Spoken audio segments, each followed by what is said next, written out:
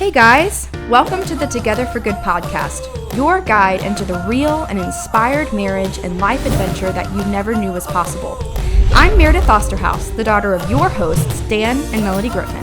Mom and Dad's teaching, stories, and experiences with lots of laughing mixed in will move you to make your marriage last, all while making a difference in the world around you. Are you ready? Here we go! All right, so I'm going to start us out with a quote today. This is from Socrates, so it must be true. Good.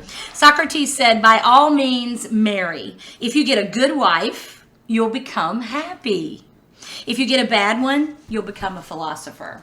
So, well, I'll try not to philosophize. And you'll know all the answers. So which one are you? That's my first question. Don't go too deep. I guess today. we know what Socrates was. Well, what? Okay, so what? When he says you'll be happy, so what is happy? Let's start here. What do you think the average person on the street, if you did a man on the street interview, and you said, what does happy look like in a marriage? How would they describe it? Bridget, you look so excited about that. Well, I was just thinking, to me... I think that was happy. I'm so stressed about happiness. To me, it's sort of like a small picture, big picture thing. Like, we might be having a rough day, but globally, universally, over the span of our marriage, we are happy. We have a happy life. He has a happy wife.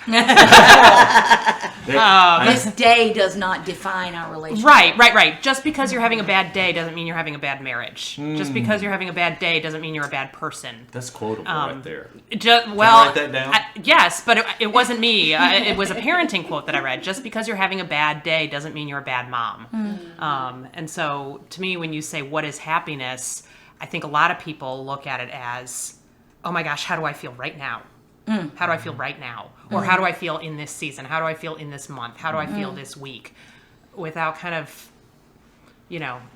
taking a second and saying, are we happy overall? There are ups and downs. There are ups and downs, and some big ups and some big downs, but like overall. And that's really easy to say when we're gathered around talking on a podcast. Yes, we're happy. Yes, each day is full of all this crap, but we're happy. I'm much more of a look at all the crap surrounding us kind of guy. I'm much more of a living in the moment and microscope. And you've been listening to the podcast. You've heard that from me before. I'm much more of a living in the moment. Here's a little window into the difference in our personalities. It's true. Are you going to be happy on the drive home? Happiness involves a lack of stress, a lack of strife, a lack of conflict, a lack of money problems. I mean, to me, if you ask a normal person on the street what happiness is, they're going to define it based on problems. Do they have or not have problems? Lack of problems, lack of stress, lack of financial stress. Correct. That is immediately what my mind went to. Is it's an absence of pain, of discomfort, and of like a nuisance. Like there's no source of distress in your life, whether that's big or small. Right. So it's not necessarily a positive. It's just a neutral place where nothing negative is happening. And I think that's how a lot of people would define happiness. As opposed to a euphoria. Or as opposed to, some crap's happening, but, look at the good stuff. Look at, that's my Pollyanna look, I guess. Where in the world did we get that idea? That's what is happy. What in our culture helped us come up to that conclusion that's what happy is? Is that a bad question? Crickets. Television. Well, there's a great podcast we're going to send you to for the next hour. Happiness in Western civilization. Because you think about it, if happy is basically nirvana, that's what you define, the absence of pain. Sure. If that truly is happiness, then ain't none of us happy. No, right. And you're never going to keep it. You're never going to keep it. I think part of it is, and there's a number of things playing into it. I think the reality is, particularly as Christians, I think we struggle reconciling with how traumatic and painful the world actually is. And so we define joy and happiness by the absence of the thing that dominates our existence, even in first world affluent America, Christians have a really hard time having a worldview that can reconcile happiness and pain. And so as a result, you have people who've gone through all of these traumatic things, whether that's job loss, abuse of some kind, divorce, not having a parent growing up, whatever it is, and we don't have a framework that can pair intense joy with intense pain. And so when we have to come up with what is happiness, we have to say, well, it's just the absence of all this other garbage that I deal with, but I feel like I can't acknowledge, particularly as a Christian. Lindsay, jump in. What are your thoughts? I know you have some thoughts, so that's the. But can they be said? Yes, they can be. Am I going to be happy on the way? I mean, for me personally, as I've thought about this question and does my marriage make me happy? Do these things that I'm told will make me happy actually make me happy? I just think happy is the wrong thing to chase after. Like, happy is not my purpose in life. And for me, I believe that because I believe in something bigger. I have a faith in Jesus Christ. I believe that following him is my greatest calling. And so there's this thing bigger than myself and my own pleasure, my own desires that I am seeking after or trying to seek after. So for me, when I think, does that make me happy? That's not something that I'm told I'm supposed to go after. It's not. It's more a byproduct than. That's what I was going to say. It's the result. It's a result. Joy is something that I am told I can experience even in hard seasons as a Christian. But joy is not found in my circumstances. Joy is found in the Lord, which is what allows us to have that joy even in hard seasons that don't make us happy. So I think sometimes we get those two things as Christians confused, happiness and joy. We are promised joy, but we have to find it in the right thing. And I think we just often seek to find it in the wrong thing. We hear people telling us that, I don't know, promising us all these material things that are supposed to make us happy. And that's awesome. I think so. To counterbalance, this is a window into our marriage. I think there's a fine line between finding joy or fulfillment in this world and only this world, and legitimately just enjoying the good things that God does give you. Right? Life is painful, but there's nothing wrong with enjoying a nice meal and letting it bring you momentary happiness. And I know that's not. She's not speaking to that as being wrong. Right. Exactly. Well, you're not saying that's wrong. I think the overcorrection, particularly in faith-based circles, is God wants you to be wholly not happy. So if you're happy, you're doing something wrong. Right. There's some sin in there somewhere. Yes. I don't know how you're messing it up, but you are. Right? And the reality is you can be in a season of deep pain and also have moments of happiness and joy and all those other things. Absolutely. Or that you're faking it. You're really, you're not dealing with what is really reality. But I mean, don't we all know that person who, in the midst of battling cancer just is joyful and happy and has a good outlook on life? Yes. Or, in the midst of whatever other tragedy or hardship, maintains that attitude of gratitude, that the focus on the blessings, the focus on what is good and right. And there are those of us who have those blessings and have our help and have great families who focus on what's wrong. Right. So to counterbalance. Do you know him? I've heard. I have a friend.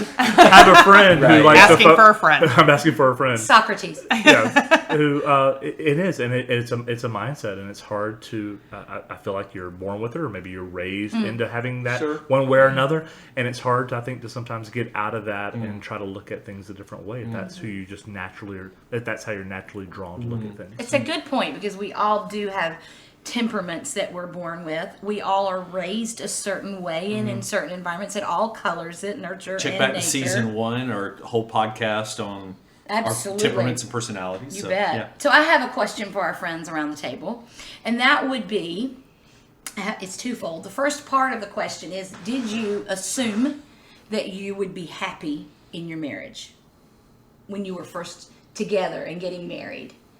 Did you pretty much think, I'm going to be happy? I did, Because otherwise we wouldn't have gotten married. I would not have said yes if I didn't. Thanks for that. I'm gonna be miserable, but I'm doing it. That's what you love to hear on your wedding day. And you'll do. Yeah. Will you marry me? Soldier through. I do. Right. Haven't got a better offer. So, I mean, I don't think I went into it with blinders or a naivete that nothing was going to go wrong, that we weren't going to have any bad days, that we weren't going to have tough times. But again, big picture, I felt like we were going to have a happy life. Right. And I think that's where I was doing. I looked at the big picture of it. I was like, this is going to be great. And I knew that we would have hard times and we'd go through hard seasons and hard things and have hard conversations. Like, I knew the hard would be there. Sure. But I thought big picture, Well, big takeaway, happy. Here's the reason why we're asking the question is if you do wasn't it a Google search that we did? If you do the number one question on marriage, it's I'm not happy. So what am I supposed to do? And if you talk to the average person who, let's say that they are moving toward a divorce, what do they typically say? I don't love you anymore. You don't make me happy anymore. I'm not happy. I deserve to be happy.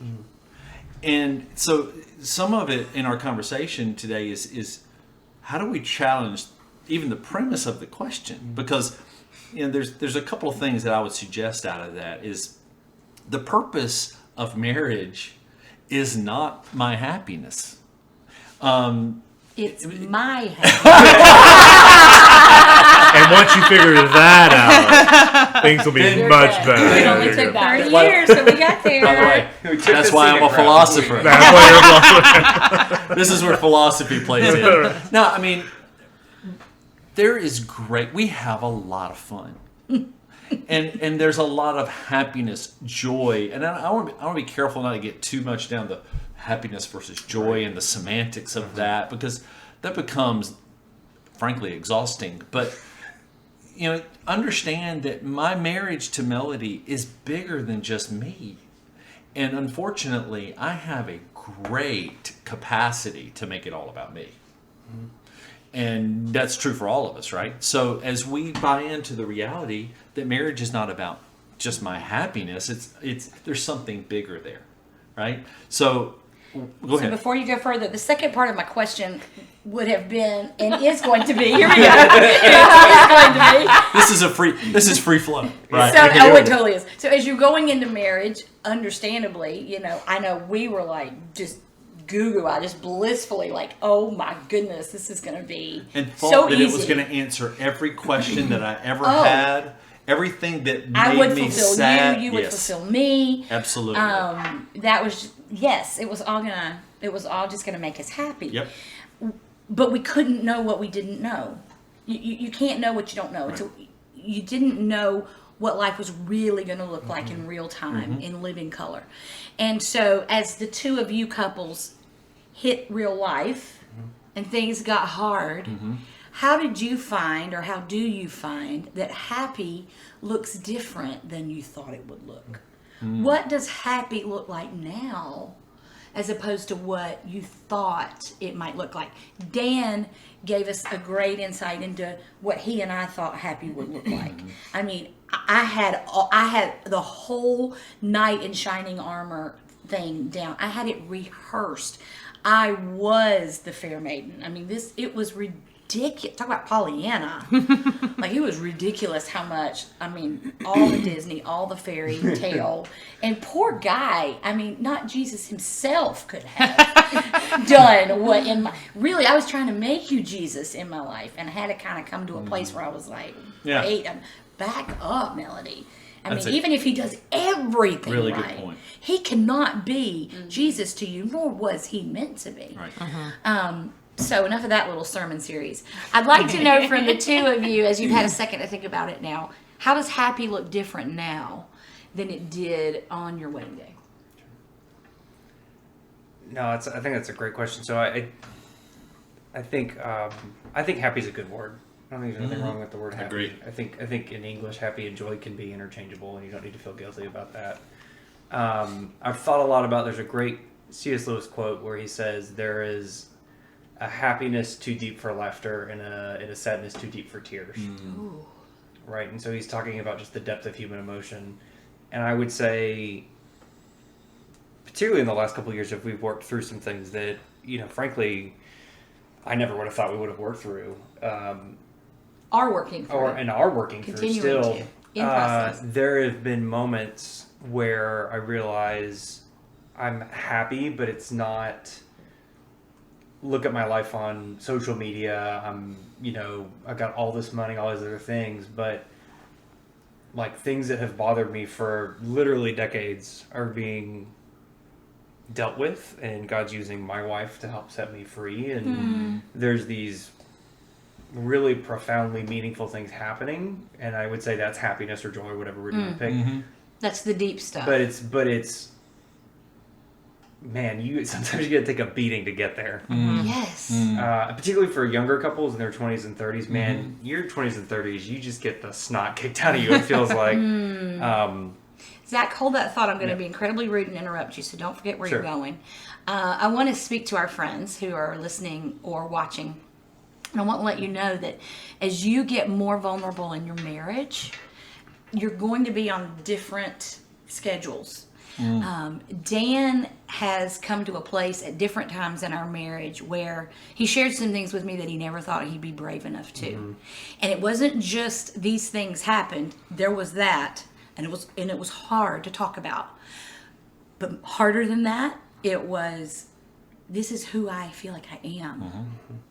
Yeah. These are thoughts I have. Oh, please don't leave me. Don't hate me. I'm going to tell you what I'm thinking. I'm going to tell you, oh my God, I'm so ashamed of this. I'm going to tell you. So then, Zach, you may relate to this. And Dan, I know you will because you've told me. After you found the courage to share those things with me and the world didn't implode, it sort of kind of did, but we stayed together at least for the time. It was just an earthquake, not an implosion. Yeah, it was big. Yeah. Then there for you was this, okay, good, I told her the thing. And now I feel this great hope that we're moving forward. But where was I?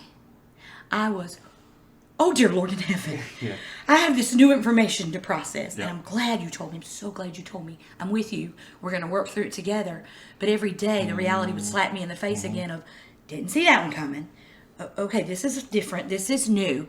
So if you are in different places in that journey, congratulations, you're normal. The more vulnerable you get with each other, you'll be on different schedules. Some of you will feel relieved, and then the other one will feel like it's just starting. So we've had an inside view to some things that Zach and Lindsay are going through. It's beautiful. It is hard. And to watch you be vulnerable with one another, most people never get there. But just know that one of you may be feeling great hope, and then the other one may be just trying to catch breath and go, okay, I'm in this, but wow. I think that is so powerful. But let me throw this one other thing on top of that. Don't you dare try to do this alone. I mean, you better have some backup, because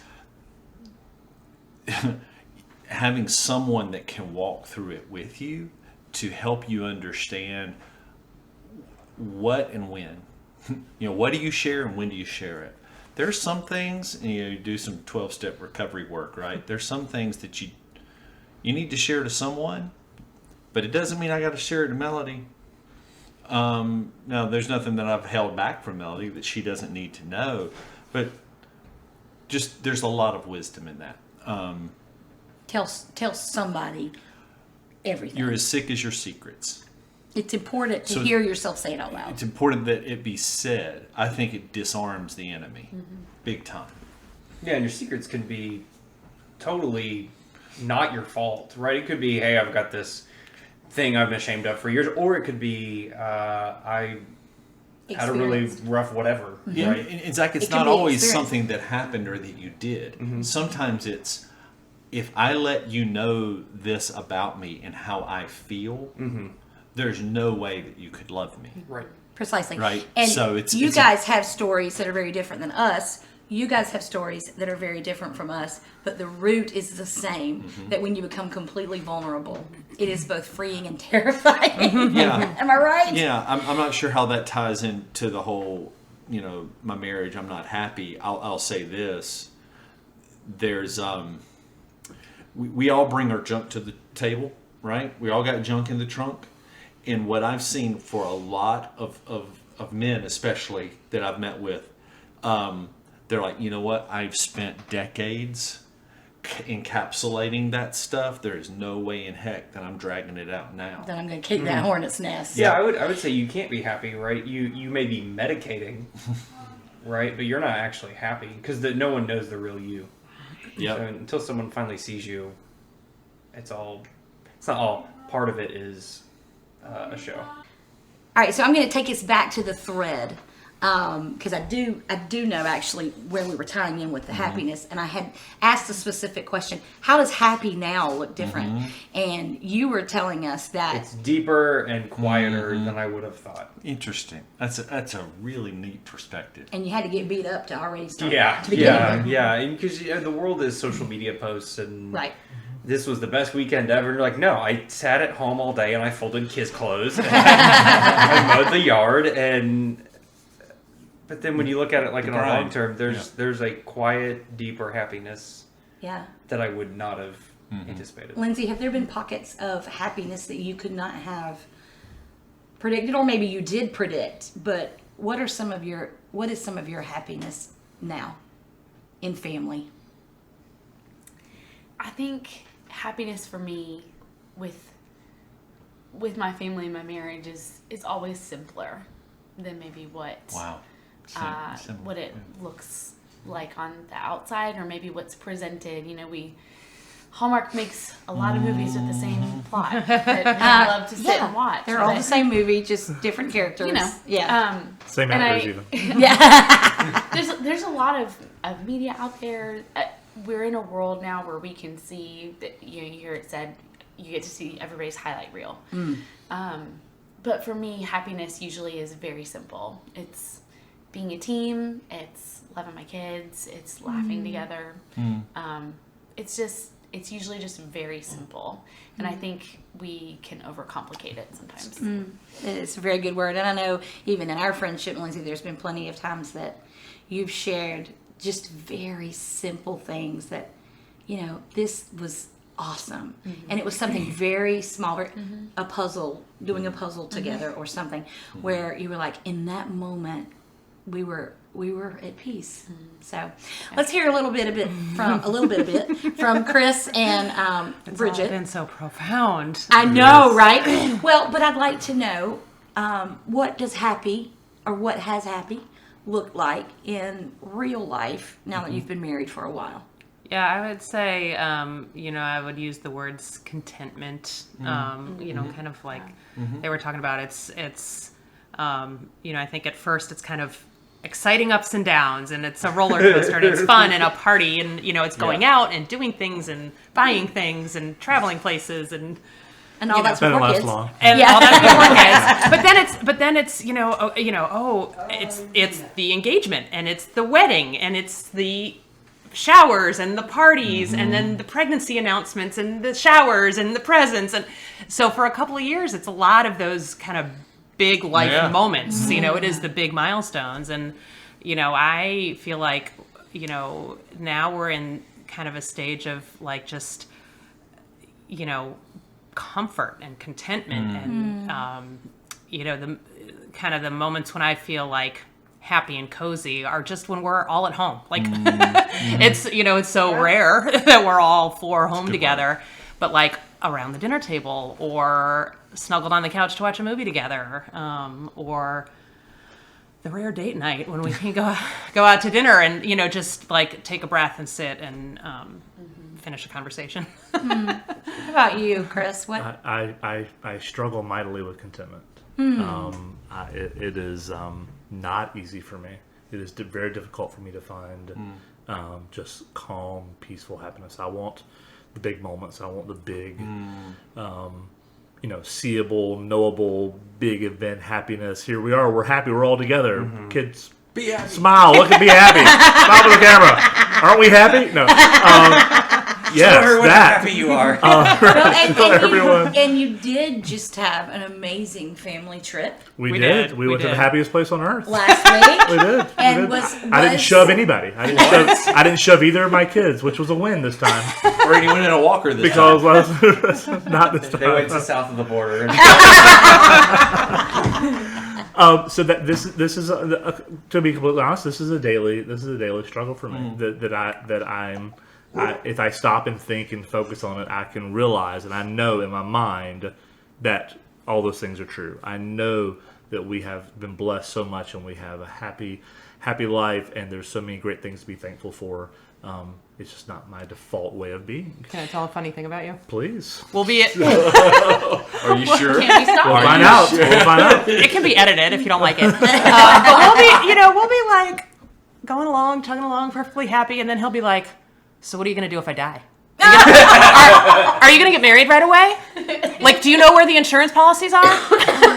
Oh, Lindsay hates On that the regular. conversation. On the regular. Right. Well, you Because like to have it with me when I was 8 months pregnant. Right. Nobody wants to have that conversation had it at 8 since months then. pregnant. It's an important conversation to have, but it's like, we'll settle in to watch a movie, and he'll be like, "Let's talk about our retirement plan." That's a great point, because I'm actually happy and I'm content, and I'm not having to put out a fire right then. My mind is then free to go to the figure next out fire. what the next fire might be. That's very true. That's completely accurate. There's got to be a name for this. And What then is I'm the trying name to- for this? I am so fascinated that you are self-aware enough to know this about yourself. That Well, you, Bridget's been I telling re- me I for was 20 years. We will put a link into the show notes for the Thinker podcast. Yeah. On Yes. the temperament. It's true, because Yes. that is Yes. how you're Correct. made, That is- and it's that is very beautiful. well It's It was very thinker, but meaningful it's to me. like borderline doomsday prepper. That's one of the personality types, right? The Doomsday prepper? Yeah. It goes back to the point made earlier. So Rene Brown, who I bring up on the regular, in her Netflix discussion, she talks all about how the people who are most able to lean into joy and to happiness when they're on the couch enjoying a movie with their family are the people who allow them to be vulnerable and just be in the moment. And as people, I know I really struggle with that. It's this concept of mindfulness, of just being in the moment. Mm-hmm. Correct. And when things are happy and we're just having a nice dinner at the table and the kids aren't, Josiah's not painting oatmeal on the table and Nathaniel's not taking his diaper off, right? Like, things are, it's hard to, Or painting that's when I with go the to, diaper. hey, our life insurance policy, right? Like, it's hard to just be in the moment and be happy. Yeah. I also know that there are times that it would do Bridget well to say, would it honor you well for us to talk about this right now? And there are times that it would honor Bridget well for you to go, oh, did it again. Let's table that, but can we talk about that another time? Yeah. So I think it's both and. I'm giggling because I haven't mentioned this to you yet, but I don't know where the life Well, insurance policies are. Dan and I, Joke's on Actually, you, I I do. don't have one. Actually, I do know where it is. I will tell you afterwards. no, just tell us now. Let's It's not much. So Dan and I did a crazy thing and got away overnight Friday night, and because you guys so publicly shamed us about needing a budget. Stay tuned. We'll be talking about that. No, but you probably already heard it at this point, right? Okay, so they publicly shamed us. I'm kidding. They really didn't. But we did talk about, managing our money in marriage. We did, overdrawn again. And we said we want to be intentional about it. So we had never been able to have the right opportunity last week to talk about it. And I said, okay, let's start the conversation when we go off. So I'm the one that said, let's do it overnight. What I didn't anticipate was that Dan was going to bring the write-on wipe-off board. You just don't know what I didn't To do. our overnight date. That's hot. That's a hot date. That's a hot What overnight she date. doesn't Might as well know. be a mirror. Let me tell you what I thought. I Let me tell you what giggled to myself. Let me tell you what I wanted to do and self-edited and didn't.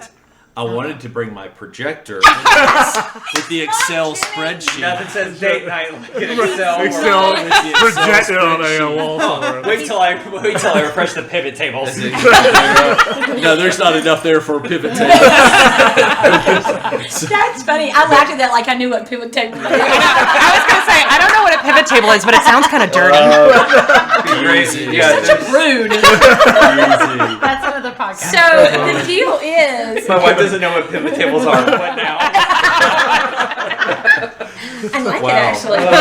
So we're getting out of the car, and he's like, I don't have to take this, Emma. And I was like, no, do it. Because in my head, I'm thinking, he brought it because he wanted it. That is the way his mind thinks. It helps him to see it, big picture.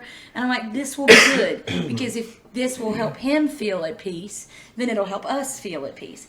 And we did it, and it was really, really, we had really healthy conversation. We were able to really get to a really good spot on, yes, we agree on this. These are the big rocks. These are our, we don't want it to look like this. We want it to feel like this. I mean, we got great stuff done. And then you made me scallops and steak. And it was just great. So I don't know. I mean, it's a great fun thing to laugh about. Yeah.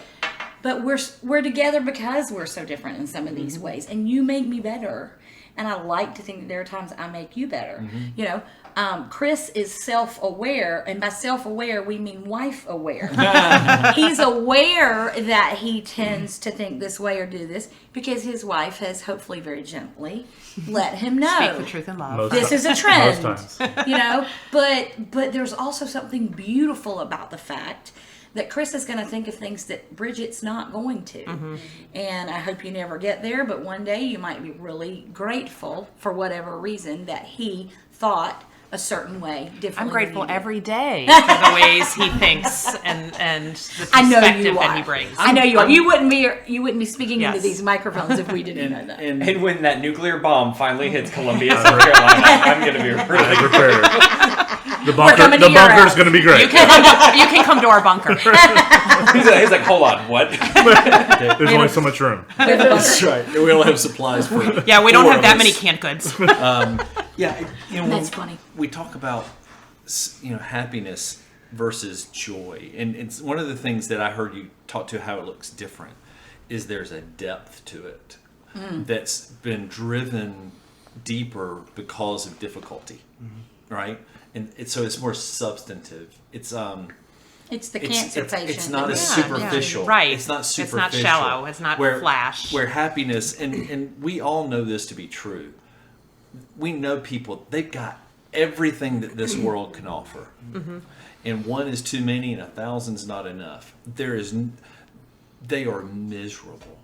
They're miserable in their marriages. They're miserable in every other way that you can think of. And there's no depth. And then you've got the folks that, man, they're struggling from an outside perspective, but there's just a peace and there's a calm and there's a depth that you look at and say, man, I want some of that. So I would suggest that marriage is one of those things that because it is hard, it causes that happiness to grow deeper roots as opposed to just being something on the surface. And I think there is some value in us sitting around a table, and if we're all honest, all 6 of us saying there was a time or there have been many times that my marriage did not look like what I thought it was going to. Yeah. And so then there may be questions of, I'm just going to say it. Did I marry the wrong person? There may be questions of, does everybody else know how to do this marriage thing and I just don't? I just think there are a lot of questions that come from, why do so many people type in, I'm not happy in my marriage? And what is it that they're looking for? Yeah, here's what I'll suggest to you. Go back to where I started earlier. That the purpose of marriage is not happiness. And the source of happiness is not marriage.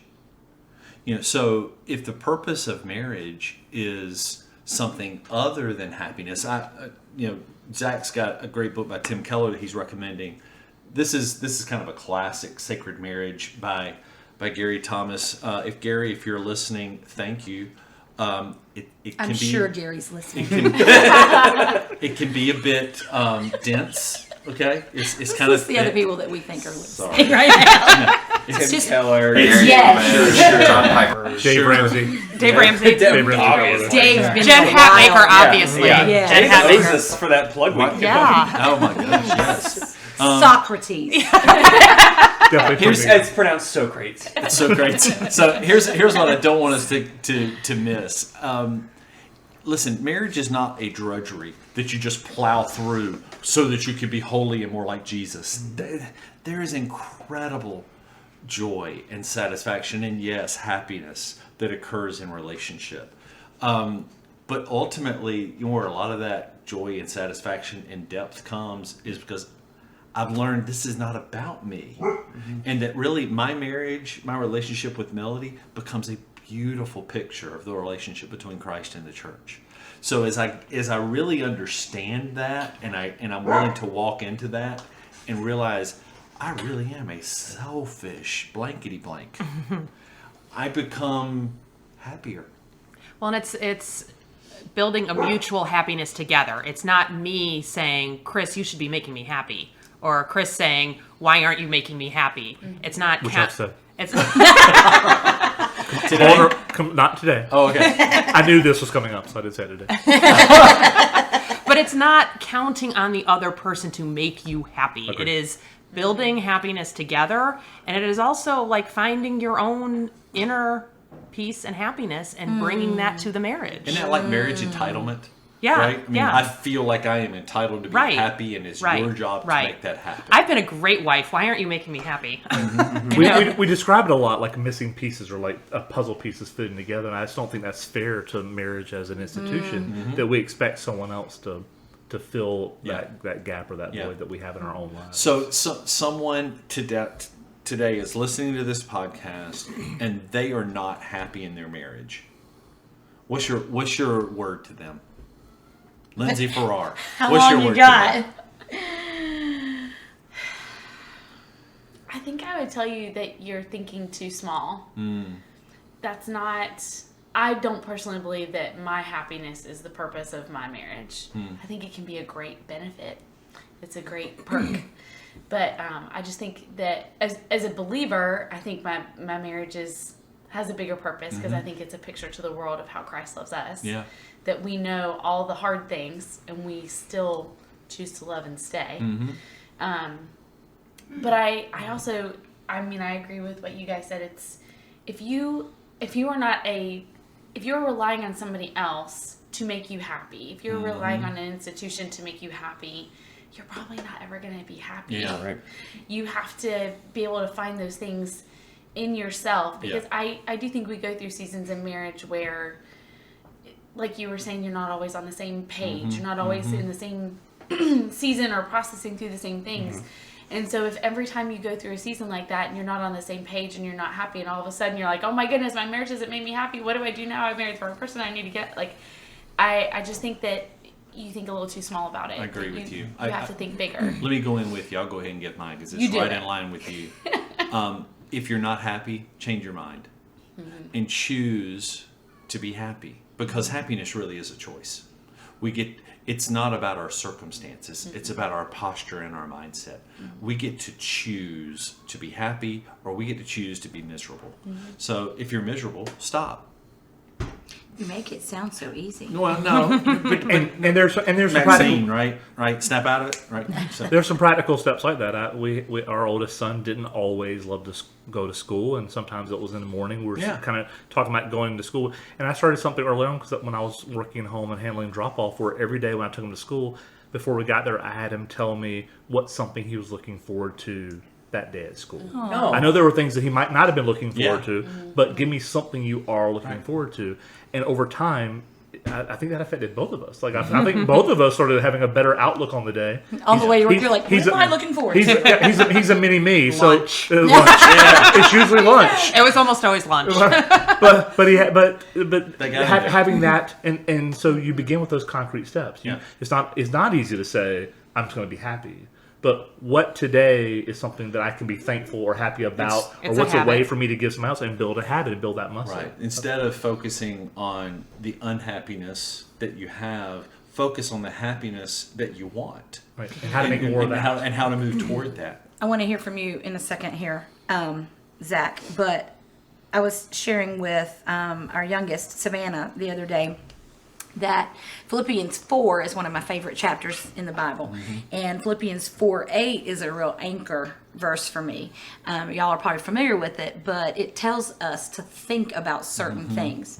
And it actually says, fix your thoughts. Get them steady. Hone in on what is true, what is honorable, right, pure, lovely. I mean, this is a long list. Admirable. Think about things that are excellent and worthy of praise. It doesn't mean that negative doesn't happen. It doesn't mean that we don't talk or think about negative things. We need to. But what is my steady diet? What am I pulling myself, my own thoughts back to? And we had a particularly hard week 2 weeks ago. And not going to lie, I sat in my dark living room, just in there, and cried. And my youngest, Savannah, again, she called me. Meredith had called me that day and left me a voicemail, and I played it over and over. She was praying over me. And Savannah was telling me all these positive things. And she was, you're a good mom. You don't need to feel guilty about this. Because Jonathan had to have teeth pulled, and I was tempted to feel guilty about some things. And both girls were speaking truth over me. And I sat in that dark living room crying, so full of joy at what I had. I was so sad about what John was going through, but it turned to this, and I came to bed that night and I said, Dan, I've been so sad, but my heart is so full because look at our children. They are amazing, and we are so blessed, and it really flipped for me. So yes, we choose what we think about. We choose what we marinate on. We choose what we look forward to.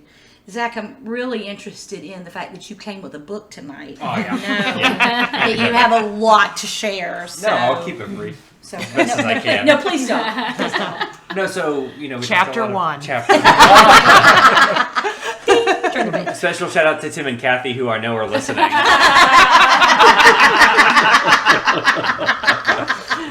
No, so my one plug is for this book, The Meaning of Marriage, which the entire first chapter is actually about happiness in marriage, and he's got all these statistics and studies, and it's very good. When we did premarital counseling with couples, we would read this with them. But in a different book I read this week, this guy quotes I don't like poetry, but he had this little poem that really spoke to me as far as like, what is the root of our unhappiness, which is a lot of times is our selfishness. So this lady wrote this poem, and it's just simply this: in those years, people will say we lost track of the meaning of we, of you. We found ourselves reduced to I. So this concept of when we're probably the most unhappy is when we're most focused on ourselves. It's a good word. So if that is unhappy, then it would make sense that happy is the exact opposite. So in The Meaning of Marriage, Tim Keller says, the principle that needs to be at work is spirit-generated selflessness. It means taking your mind off yourself and realizing that in Christ your needs are going to be met and are in fact being met, so that you don't look at your spouse as your savior. People with a grasp of the gospel can turn around and admit that their selfishness is the problem and they're going to work on it. And when they do that, they will often discover an immediate sense of freedom, of waking up from a troubled dream. They will see how small-minded they were being, how small the issue is in light of the grand scheme of things. Those who stop concentrating on how unhappy they are find that their happiness is growing. You must lose yourself to find yourself.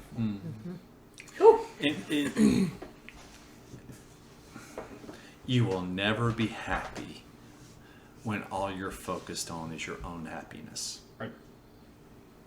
It really is that direct. That's such a paradox. It's a paradox, though. Yeah. And the only way that I can enter into not focusing on my own happiness is really through the gospel. So... anecdotally, so we were having a talk the other day. So in the last year, I've been really bad about being home when I need to. So she can go to work or she can go to different events or things she has scheduled. And I did it again, right? I was home late. We had to scramble to find a sitter or some other situation. And we had a really long conversation about it. And, it was this hard moment where I had to look at myself and say, you know what? Like, if I had to describe my behavior in this regard, I've been selfish. And it was something small. It was being home when I said I would be home from work. Small is relative, isn't right. it? Yeah. Lindsay says the time, like 5:30 to 7 feels like 90 minutes to me, but for her it's like 3 days, right? Yes. It's just like this extensive. That is the worst time of the day with little kids. Bedtime. Yeah. It is Apocalyptic. I love it. There are some sweet moments in there. But there are also some moments you're like, we might not all make it out of here. Right. Yeah. They are the last drops of sweetness that you have inside. Right. Will they ring it out? That was a detour. Oh, rabbit trail. That's for the parenting episode. It wasn't rabbit trail. That was spot on. But I think we can agree we've been happier since we've had that conversation, and I had to do the hard work of saying, I've been selfish. Wow. And I've preferred myself. And what's interesting is not only is Lindsay happier, you are happier. Yeah, way happier. I don't have to justify myself. I'm not as defensive. Listen, when I was blankety blank, and there are still days, I was miserable, and my entire world revolved around me, and my misery created misery for her and everybody else around me. But I didn't see it. Right. I didn't see it. Well, I think there are also times when there is genuine unhappiness in your life outside of your marriage, and you bring it into your marriage, and it poisons your marriage. There are times when can you say that again? Yeah. Sure. Okay, go ahead. There are genuine, legitimate times when there is unhappiness in your life outside your marriage, but you bring it into your marriage, and it poisons it. Whether it's unhappiness with a job or stress with a sick family member or financial stress. I mean, can we get an amen? Yeah. That is so true Right. and relevant. And there are people that are listening and watching right now that need to hear that. Yeah. So you may be thinking, my marriage is unhappy, but, maybe take a good, hard, critical look at the whole picture of your life. And maybe it's your job. Yeah. Maybe you need a new job. Maybe you need to move. Maybe you need different friends. Just different change. friends. Yes. Yeah. You need to change some words. Or maybe it's actual clinical depression and you need a doctor. Which I'm so glad you brought plan that to talk about. Yeah, because I think that caveat needs to be said. That 100% agree. sometimes unhappiness is not situational; it is clinical. Yeah. So glad you said that. And I think also, if I could, And you can't snap out of that. Right. Let's allow the Yeah. caveat that if you're unhappy in your marriage because it's abusive or neglectful, Thank you. different story. Thank you. This is not what we're talking And feel about free here. to private message us about that Yeah. because I always want to err on the side of being really careful to say those things. Yes, So I'm let's- so glad let's that you hold did. space. We're talking about run-of-the-mill, my husband's late from work. Right. Yeah. We're talking about being a Unhappiness. jerk. We're not talking about being abusive. Harsh. Sorry. When you try to downplay your mistakes, that's Yeah. not flying over here. No, I it's- admit it. We're talking about for the my times. wife to say, not for you. I wasn't talking to you. I call myself a blankety blank. Yeah. Come on. No, it's the Jerk's day-to-day, mild. situations where Sure. we're being a jerk. That's right. Yeah, It's not Yes. like The let's extremes. reserve and hold space for true Yes. abusive, neglectful situations. And I do think there are times when we look at each other, and boy, have we done this many, many times, and said, I'm not the enemy. You're not the enemy. We're on the same team here. And I haven't always found the right way to say this. What I've wanted to say is, I know you had a hard day. I know things are hard at work. It seems like sometimes when I would try to say that, it sounded like I was, what's the word, Well, patronizing or whatever. Yeah, but sometimes it was just because I didn't want to hear it. Yeah. I wasn't being humble. I was being a jerk. I think there's Sometimes got to your be. spouse is an easy punching bag. Yes, They're there. because they're close. The other people aren't. They're close in proximity, But that and doesn't we're make it Doesn't comfortable. make it Yeah. okay. Yeah. Right. And you've held it together all day, and Yes. then at the end of the day, you get home and it's got to come out. But it's very redemptive to say, okay, let me stop here a second. Problem's not the problem. There are other things that are causing me to feel this way. I love you. Can we start over Yes. here? And then we forgive and we move on. Yeah. Keep short accounts. If you brew about it for a week, I don't suggest that. Yeah. We've tried that, Yeah. and that doesn't go well. So this has been a good talk. I feel so happy now. I feel happy in my marriage. I feel happy in my friendships. Are you like happy? there's a song. There's a song. So this week's show may be over, but the work has just begun. Be sure to check out the great resources and references mentioned in today's show in the show notes at wearetogetherforgood.com/podcast. It is also super easy to subscribe to the show so you never miss an episode. Hey, if this podcast has been an encouragement to you in your marriage and life journey, please let the people in your world know. Help us spread the word about the Together for Good adventure by following us on our Facebook and Instagram pages. This would go a long way to help get the word out. Don't forget to check out our website, wearetogetherforgood.com, for free resources, archived podcast episodes, and other ways you can experience a life and marriage that is together for good.